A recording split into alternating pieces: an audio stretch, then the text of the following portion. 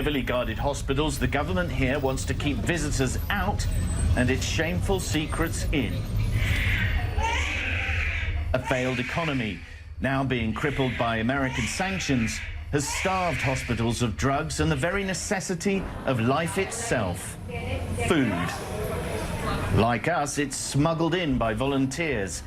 If the government got hold of these essential supplies, these aid workers believe, they would be stolen and sold on the black market. Angie cannot leave the hospital. She lives on a ventilator. Incredibly, Venezuela's president has closed the country's borders to foreign aid. The entire structure is dependent on outside charity help, precisely because the government refuses to take it. It will not accept that it needs help, because that means the government admits that it's failed.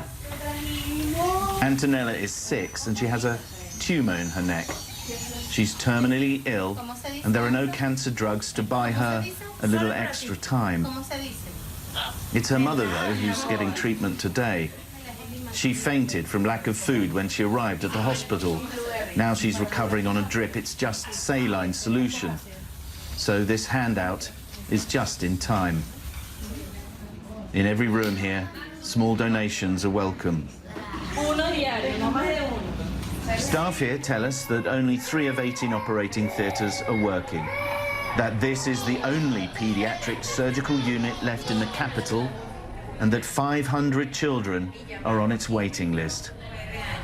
One doctor quickly writes a shopping list of desperately needed supplies. She can't show her face for fear of being punished for doing this. The US and many other nations blame President Nicolas Maduro for scenes like this, and they support his rival Juan Guaido. US-led efforts to cut off Maduro's access to foreign currency are intended to drive him from power. That might work eventually. In the meantime, it can only deepen the suffering. Sam Kiley, CNN, Caracas. Well, President Trump says the Venezuelan president is making a terrible mistake by blocking humanitarian aid, but indicated some donated food is getting inside the country. The Maduro regime claims aid from the U.S. is contaminated, poisoned, and is a carcinogen. Tomasa de la Longa is a spokesman for the Red Cross. He is joining us now from Caracas. Sir, we appreciate you joining us. We saw the very disturbing report from Sam Kiley. That is just one hospital, and what we saw there were children suffering needlessly. Some will die unnecessarily because there is aid waiting to get in, yet Maduro won't let it in. First off, tell me, just because you're on the ground there in Venezuela, just describe to us how desperate the situation is right now. First of all, the situation obviously is very complex, as you said. There is a huge need in terms of health, in terms of food. What we are experiencing on the field is a lack of medicine in the hospitals of the Venezuelan Red Cross, in the clinics. We know that people that have problems, for instance, of diabetes, of cancer, or they need dialysis, they are facing huge issues. So the needs are obviously great, unfortunately. Tell me about the Red Cross's role in Venezuela and how your aid group is helping the people. The Red Cross is present here in the country since a lot of years with the Venezuelan Red Cross volunteers, they are present all around the country. They're running hospitals and clinics, and they're doing a lot in the at community level. As the International Federation of Red Cross, we are supporting the Venezuelans with other programs in the last 5 years. Obviously, this is not enough. In front of a situation like this and needs so big, we need to scale up, and obviously this is why we are calling all the parties to be sure that humanitarian aid is not used as a political tool, but humanitarian aid must be neutral, impartial, and independent.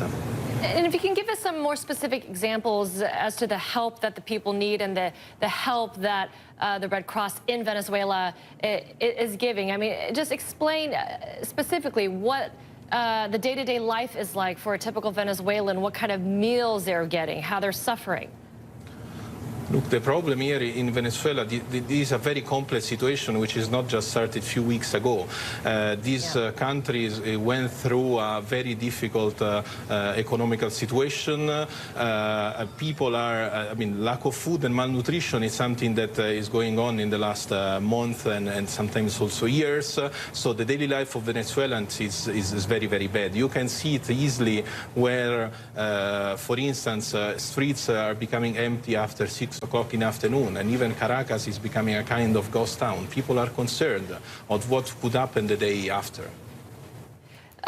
You have the opposition leader Juan Guaido, who is promising that humanitarian aid, some of which is on the border between Venezuela and Colombia, he is saying that the aid will be getting in on February 23rd. The question is how. He hasn't answered how he's going to get past these barriers and Maduro's military. Are you hopeful that the aid that is waiting, at least in this one collection point of Cucuta, Colombia, are you hopeful that that aid will be getting into the country soon? Let's say that as a humanitarian, I have to be optimistic all the time in every part of the world, because otherwise I have to change my work. I have to say that the situation is much more complex than only the situation of the border with Colombia and Cucuta, because here we really need to have an aid to a large, a big number of population, which is, cannot only be solved with these. But then again, as International Red Cross, we are ready to intervene. We have a humanitarian hub in Panama, and we are ready to deploy humanitarian aid in 48 hours if needed. But first of all, we need the right condition. Humanitarian aid must not be used as a political tool. And then also we need to support people based on needs. In Venezuela, as in every part of the world, in Syria, in Iraq, in a lot of crisis situations, Red Cross is delivering humanitarian aid, but based on our assessment, based on a list of needs, because we need to be sure that first of all we are reaching the most vulnerable people, and this is why it must not be a political tool. Absolutely. Tommaso Della Longa, we appreciate you joining us, and we commend you for the crucial work that you do in Venezuela. Thank you so much, sir. Appreciate your time. Thank you very much. Thank you.